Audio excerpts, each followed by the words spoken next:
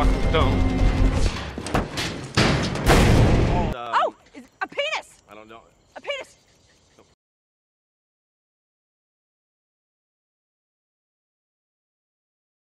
Cerita bermula ketika seorang pria bernama David sedang mengantarkan pesanan para pelanggannya. Pelanggan David pun beragam mulai dari ibu rumah tangga hingga seorang pengusaha. Kemudian David bertemu dengan teman satu kampusnya yang bernama Rick.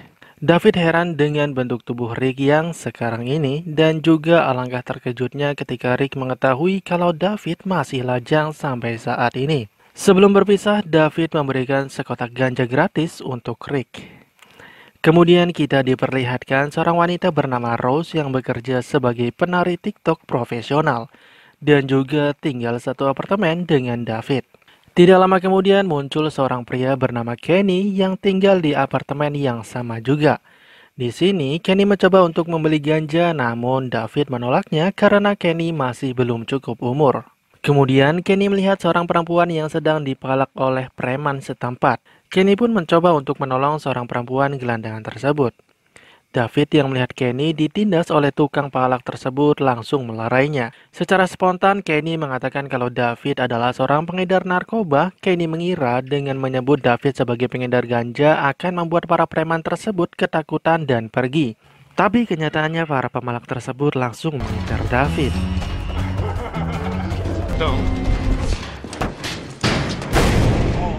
Dan alhasil, seluruh ganja dan uang David dirampas oleh preman tersebut. Tentu saja itu membuat David menjadi galau. Berulang kali, David tidak mengangkat panggilan bosnya. Tidak lama kemudian, bosnya menyuruh anak buahnya untuk menjemput David secara paksa. Di sini David terkejut ketika dirinya berada di atas selembaran plastik karena dirinya beranggapan kalau bosnya yang bernama Brad akan membunuhnya. Tapi ternyata plastik tersebut bekas memasang jendela langit-langit. Jadi Brad ini adalah seorang bos ganja yang tentu saja memiliki banyak uang. Saking banyaknya uang, Brad sampai menjadikan paus orca sebagai peliharaannya. Di sini David memiliki hutang dengan Brad sebesar $43.000. Tapi David mengatakan kalau uangnya sudah habis karena dirampok. Kemudian Brad meminta David untuk mengambil sekantong ganja di Meksiko yang tentunya akan melewati perbatasan dan pemeriksaan yang ketat dan juga resiko yang sangat besar. Apabila David setuju dan berhasil membawa ganja tersebut, maka hutang David akan lunas dan Brad akan memberikan upah sebesar $100.000. Agar bisa mengambil barangnya Brad, David harus mengatakan kalau Pablo Chacon yang menyuruhnya untuk mengambil barang tersebut. Siapa itu Pablo Chacon? Pablo Chacon adalah nama panggilan Brad di Meksiko katanya. Mau tidak mau, David harus melakukan permintaan Brad tersebut karena tidak punya pilihan lain.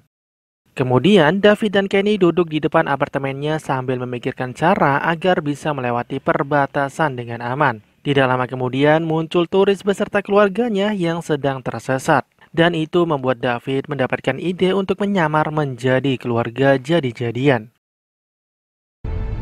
Holy fucking shit. Thank you, dickheads. Lalu David menemui Rose di tempatnya bekerja.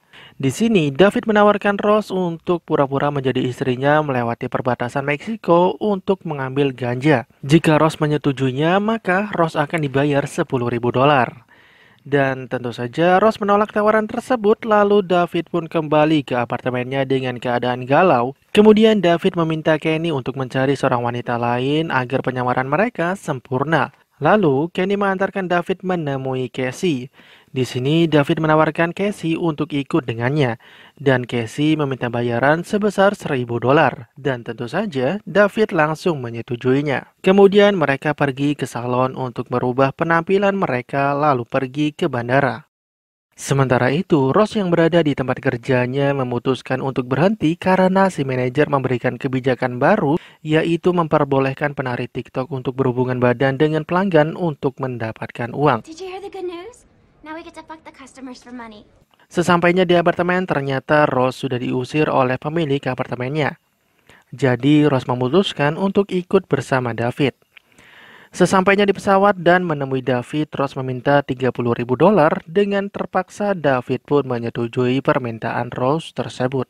Tidak lama, suasana menjadi ribut ketika Kenny yang secara tidak sengaja wajahnya mengenai dua bukit kembarnya Ross. Lalu David pun langsung mengadakan pertemuan keluarga. Di tengah perdebatan, tiba-tiba seorang pramugari mendatangi mereka. Dengan cepat Ross langsung memimpin doa agar tidak dicurigai. Mendengar doa tersebut, si pramugari menjadi terharu. Dan akhirnya David beserta keluarga sampai di Bandara Tucson. Dari sinilah David beserta keluarganya menggunakan mobil RV untuk mengambil paket ganja tersebut. Dalam perjalanan, Casey melihat kembang api dan meminta David untuk menghentikan mobilnya. Setelah perdebatan sengit, akhirnya David menuruti kemauan Casey.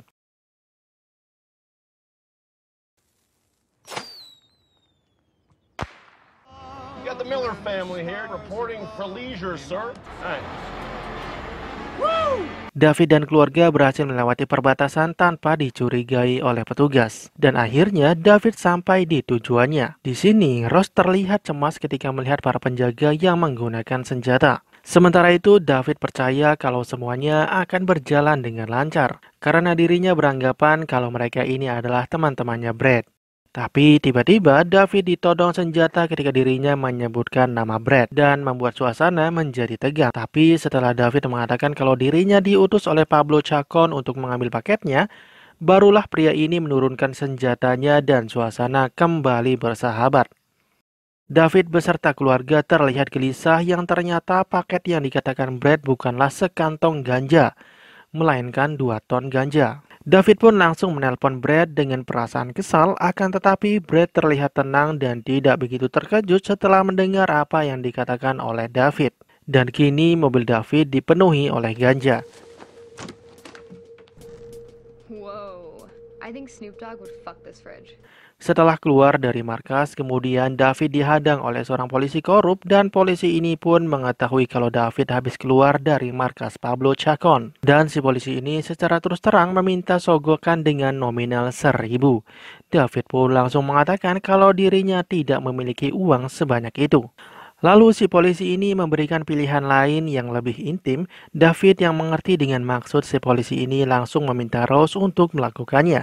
Ross yang kaget mendengar ucapan tersebut pun langsung menolaknya, dan perdebatan antara David dan Ross pun tidak terhindarkan. Lalu si polisi mengatakan kalau dirinya adalah penyuka sesama jenis. Mendengar ucapan tersebut, Ross langsung balik meminta David untuk melakukannya. David yang tidak habis akal pun langsung menyuruh Kenny sebagai tumbal. David meminta Kenny untuk melayani si polisi tersebut. Kenny yang mengetahui itu langsung terkejut dan tentu saja menolak. Dan lagi-lagi perdebatan pun tidak terelakkan lagi. Sampai-sampai si polisi yang sedang menunggu ini langsung menghampiri David dan Kenny. Si polisi ini kembali menyebutkan pilihannya, mau melayaniku atau memberikanku 1.000 peso. David yang menyadari kalau ternyata yang diminta si polisi ini bukanlah $1.000 melainkan 1.000 peso atau sekitar $80. Dan tentu saja David langsung memberikan uang ke polisi ini sebesar $100 tanpa kembalian. Lalu sampailah David di perbatasan. Di sini David bertemu dengan sebuah keluarga yang sedang mengendarai RV juga. Dan mereka pun berkenalan, sementara itu Kenny langsung jatuh cinta kepada Melissa. Kemudian dengan penuh percaya diri, David memberikan arahan kepada Ross, Kenny, dan Casey. Akan tetapi, ketika David ditanya oleh petugas, David terdiam 1.000 bahasa. Karena sebelumnya ada seseorang yang dipukul hanya karena membawa lintingan ganja. Dan si petugas ini meminta David untuk meminggirkan mobilnya untuk dilakukan pemeriksaan lebih lanjut. David beserta keluarga menjadi begitu sangat tegang ketika mobilnya akan diperiksa oleh petugas yang tentu saja petugas akan mengetahui apa yang mereka bawa. Petugas perbatasan tidak jadi menggeledah mobil David setelah beberapa orang Meksiko yang berada di kolong mobilnya keluar. Dan akhirnya David berhasil melewati perbatasan. Untuk merayakan keberhasilan mereka, mereka pun memutar sebuah musik.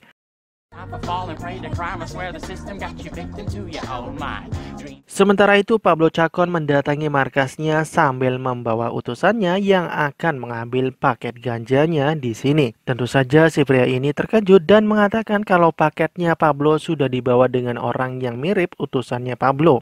Dan Pablo pun langsung mengajak pria ini untuk mengejar David. Sementara itu mobil David tiba-tiba mogok karena kelebihan muatan dan juga medan yang menanjak. Tidak lama kemudian, sebuah keluarga yang sebelumnya bertemu di perbatasan membantu menderek mobil David menuju ke sebuah bengkel. Di sini keluarga Don berbagi kisah romantis dengan keluarga David. Kemudian, Don meminta David untuk mengambilkan sebuah peta di lacinya. Namun, alangkah terkejutnya ketika David melihat sebuah pistol dan lencana milik Don. Dan ternyata, Don ini adalah seorang anggota DEA.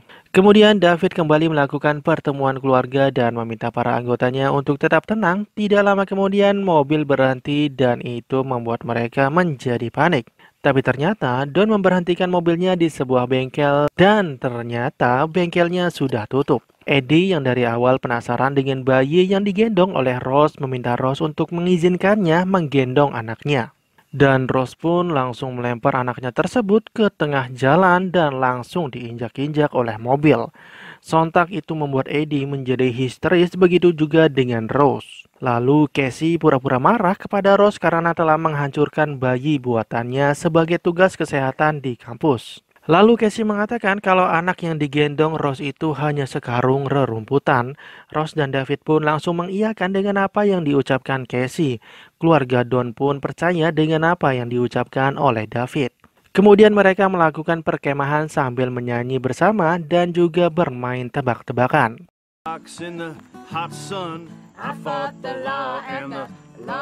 U.S. Air Force, U.S. Air Force. Take me home. Ali Noor. Al-Qaeda. Al-Qaeda. Oh! All All right, that's a line. Black Hawk down! You see, it looks like it's wheels. Right? Setelah permainan selesai, David, Rose, dan Casey melihat Kenny yang sedang berduaan dengan Melissa.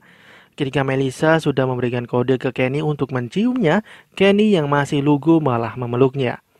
Melihat kejadian itu, Rose meminta David untuk ngobrol dengan Kenny.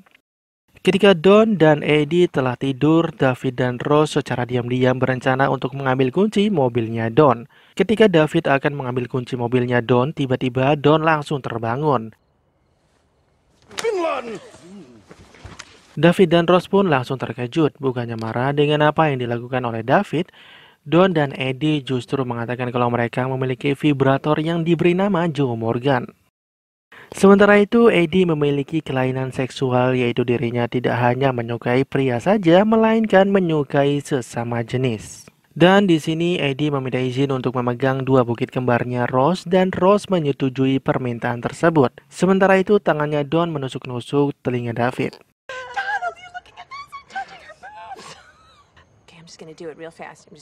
There we go.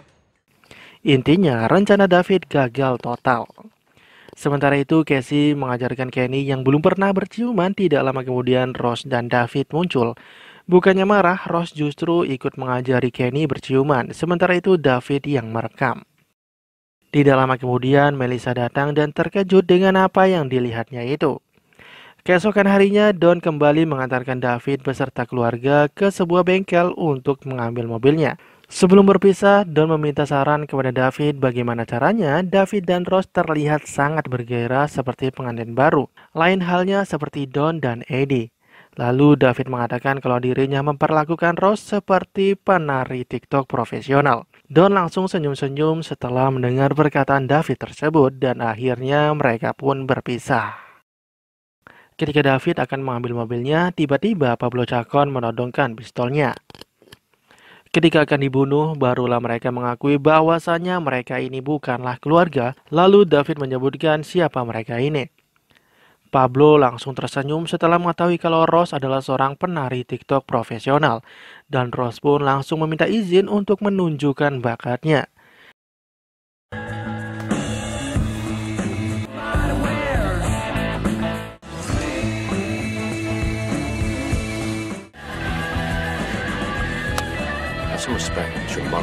Semua mata pun langsung terpana melihat Rose. Ketika Pablo lengah, Rose langsung menarik tuas hot steam. Kenny dan Casey langsung masuk ke mobil dan berhasil keluar melarikan diri.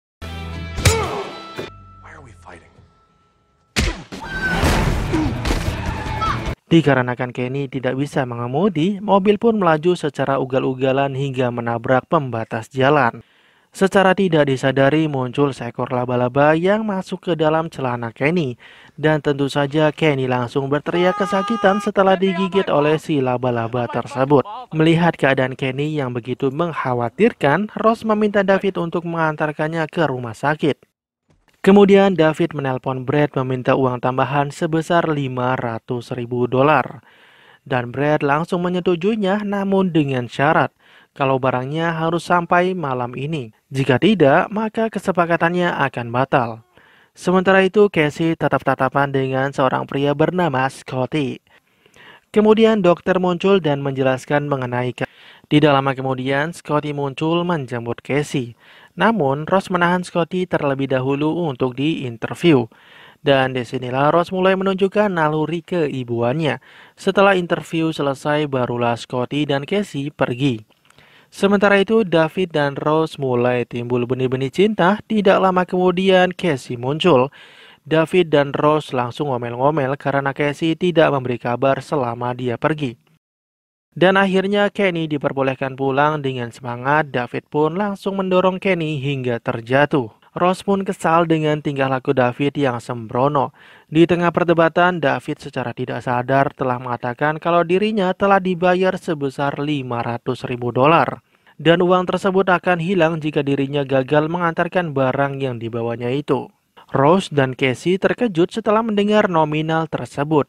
Karena Rose hanya dibayar $30.000 dan Casey hanya $1.000. Sementara Kenny yang malah tidak dibayar sepeser pun. Casey dan Rose meminta negosiasi ulang, namun David bersikeras menolak dan akhirnya David pergi meninggalkan Rose, Kenny, dan Casey. Di tengah perjalanan, David merasa kesepian dan secara tidak sengaja David memutar lagu ketika mereka sedang bersama sebelumnya. Jadi, David memutuskan untuk putar balik menjemput Rose, Kenny, dan Casey.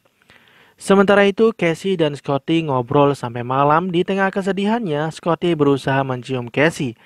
Dan tentu saja Casey menolak. Tidak lama kemudian Rose dan Kenny muncul. Ketika Kenny dan Scotty adu bacot, tiba-tiba Rose mendaratkan pukulannya hingga membuat Scotty berdarah lalu pergi. Tidak lama kemudian David muncul mengajak Rose, Kenny, dan Casey untuk kembali ikut dengannya. Dan David mengatakan kalau uang $500.000 tersebut akan dibagi rata. Rose, Kenny, dan Casey tidak percaya dengan apa yang diucapkan David. Namun setelah mereka meminta David untuk memohon sambil berlutut, barulah mereka percaya lagi dengan David. Ketika sedang menuju ke mobilnya, mereka kembali bertemu dengan Eddie dan Melissa. Dan di sini Melissa mengungkapkan kekesalannya kepada Kenny yang telah berciuman dengan adik dan ibunya. Sementara ayahnya malah menonton. Tidak lama kemudian muncul asistennya Pablo Chacon. Don yang tiba-tiba muncul langsung menghabisi si asisten tersebut tanpa perlawanan yang berarti.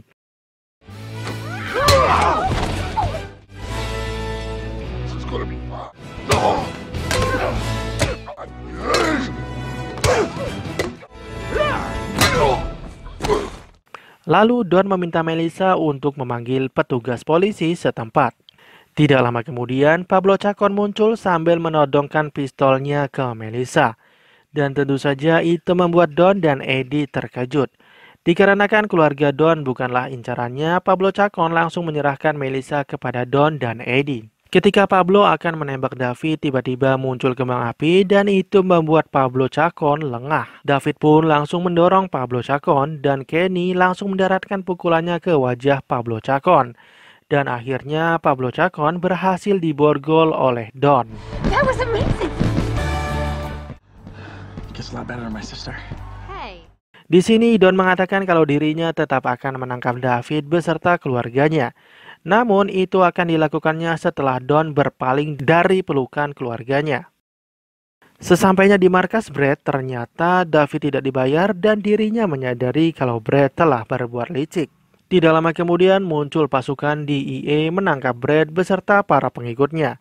Don meminta David untuk menjadi saksi kejahatan Pablo Chacon dan Brad selama 3-6 bulan. Lalu Don menyebutkan Rose, Kenny, dan Casey ikut menjadi saksi.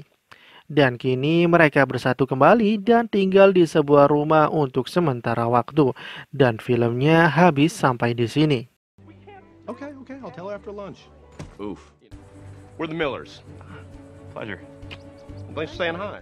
Well, those guys are picking on that girl. Not that good of an actor, no. And action. The blood, you know what I'm saying? Just deviated my septum. Oklahoma. Oh, poop. Cheese and rice. Gorgeous, gorgeous breasts.